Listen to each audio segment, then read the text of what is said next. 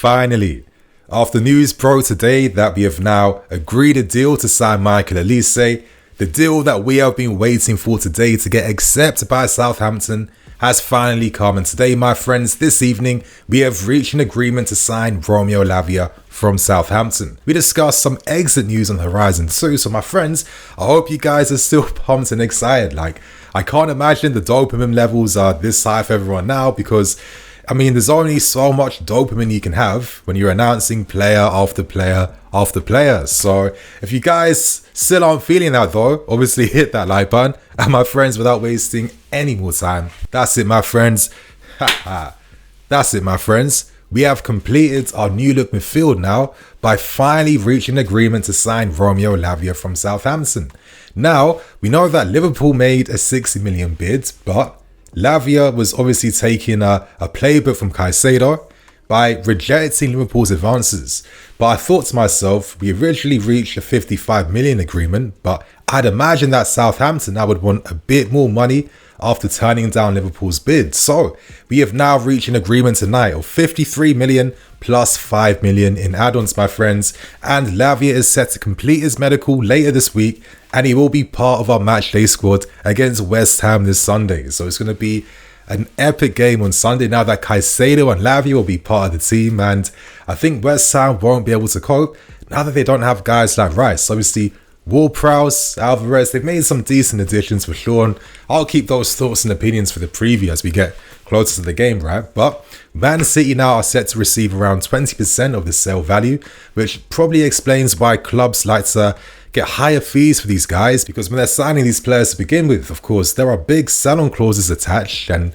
the clubs don't earn all the profit from the sale. But my friends, after much effort over like 1 year, and we've had so many like crazy reports around Lavia. Obviously, last summer deadline day, we made a 50 mil move to try and sign him. And that was literally the same window that Southampton captured him for Man City for around like 12 or 40 million pounds. And even January deadline day too. I was giving you guys the context, but we also tried to make a late attempt to sign Lavia in January, but there was no time as we focused all our efforts on signing Enzo Fernandez. So this one's been an even longer one in the running.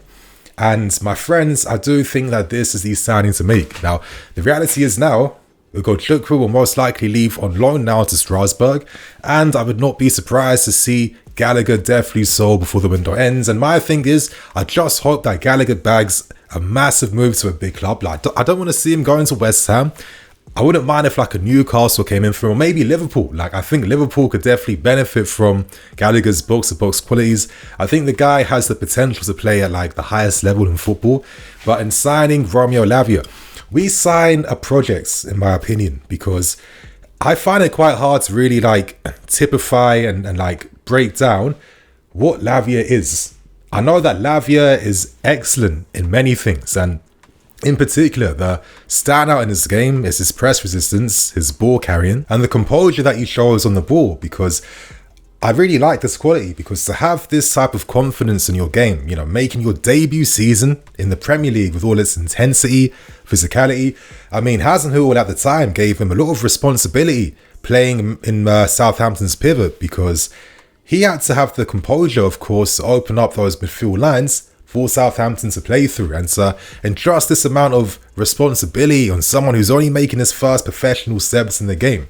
You know, you have to be a special talent to really, you know, have that type of responsibility entrusted on you. He has great ball retention abilities. We can see how this guy can dribble with either foot. We can see how he can drop the shoulder left or right, how he can spin players. Like if someone's running his direction, he can dummy them and fool them and still help you play forward, which is the most important thing. Because I think as we're seeing under Pochettino, playing forward is the priority. Playing fast forward football is going to help us win things this season, and Lavia definitely fits that profile of midfield player that Pochettino would want. And he's one of those players in midfield that you pass the ball to under pressure, because you know that Lavia 9 times out of 10 is going to retain the ball and keep helping you play forwards. On top of that, he does show great promise in his ball winning abilities. Like, he is someone where physically he can still grow, he can still develop. And once this guy is like, past 21, like around 22, 23 years old, like in his peak physical years, this guy can be an absolute monster in midfield, because now he has that additional physicality that makes him even harder to dispossess off the ball. Finally, I think that Lavia shows great promise in his ball winning ability. I think that he anticipates danger quite well. He is not afraid to get involved in tackles, to get stuck in. He doesn't shy away from those responsibilities. And I think he breaks up play impressively, and his 2 games against us last season really made me pay attention to this kid, because it was very impressive stuff. And I guess the ultimate compliment I could give Romeo Lavia is that he is like the brain of his team, right? This is why he gets responsibility entrusted towards him, because he combines all these great qualities that he's showing at a very young age already. And the reason why I started this point by saying he is a work in progress, because the guy also shows rare moments of an incredible ball in behind, accurate deep pass to kickstart attacks, a really devastating shot from outside the box. And it's all about improving these things even more. It's about becoming more dominant, basically. And this isn't an insult towards Romeo Lavia. This is encouraging him to really fulfill his full potential. And I think this is why we had to sign him. This is why Joe Shields has been pushing for us to get him for over 12 months right now. Because with his guidance, with this environment, with this football, with our manager, we can unlock Romeo Lavia, and he could be one of the best midfield players in the Premier League and then in the world. So I think we've done incredible business to secure Lavia. The potential around this kid is out of this world. And he's one of those kids where, not very often do guys this young have the ability to really hit untapped limits. And even though I say these things, I still feel like we could see some surprises from Romeo Lavia, because when you're playing alongside a better supporting cast with your Enzo Fernandez's, Caicedo's, there's a better caliber of player that can play to your strengths, that can understand your movements, your give and goes, and kind of just excel your quality. At the same time, he'll be playing a much more progressive, positive attacking style of football that suits his qualities, and I feel like he has even more room to grow and grow and grow, and he could surprise us in terms of being very effective for us throughout the season. This is why we've invested nearly 60 million to sign him, because we know that in a few years' time, playing this way, developing him, he will be one of the most dominant midfield players in the league. And for these reasons, I just don't think that him playing the 6th role or holding role is best for him.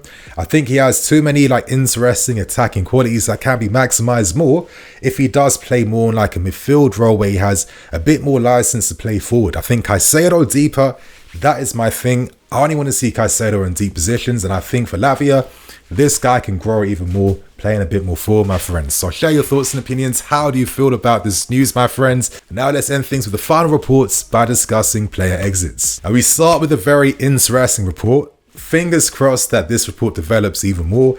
A Moroccan journalist in France has announced that Paris Saint-Germain are turning to Hakim Ziyech as a replacement for Neymar. Now, earlier today, Neymar signed an incredible contract with Al Hilal for the next 2 years. It's smart that he made that move, because in 2 years' time, he comes back to Europe on a free, and this guy will play peak football for the next 3-4 years. Neymar doesn't get enough credit for how he looks after himself. But again, we know that Ziyech had a failed move to Paris Saint-Germain last January. Things collapsed because we focused on Enzo Fernandez. So it's nice that Paris Saint-Germain have come back in for him, because now that he has Hakimi down that flank, as I was saying in my previous video on Elise, Ziyech doesn't have the physicality advantage in terms of explosiveness, running distance over time, and ball carrying over distances, but in short spaces, having that right zone on the flank to himself with proper support of guys creating that space for him in those areas, this guy can cook. And I still like Ziyech. For me, out of every player we signed, I had the highest hopes around him. I think you guys remember me saying all the way back when we first announced him, this guy could be like our own De Bruyne. We saw a lot of promise from Ziyech, but I'm still going to maintain this once the system of play changed.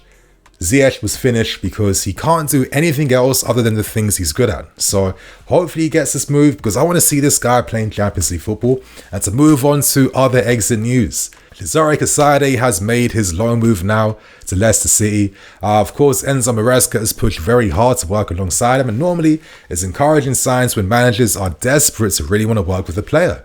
Now, I think Casadei now has to use this opportunity to become very dominant now in the championship. I think after the great summer he had representing his country in the youth tournaments, this is his moment right now to really remind us and put himself in contention to have a future here, because in my opinion, I'm getting this type of vibe that Casadei will be someone that we sell and cash in on, and you could sell this guy for maybe 30, 40 mil plus, depending on how successful he is this season. So, of course, he's still young. Is there any need to sell him right now?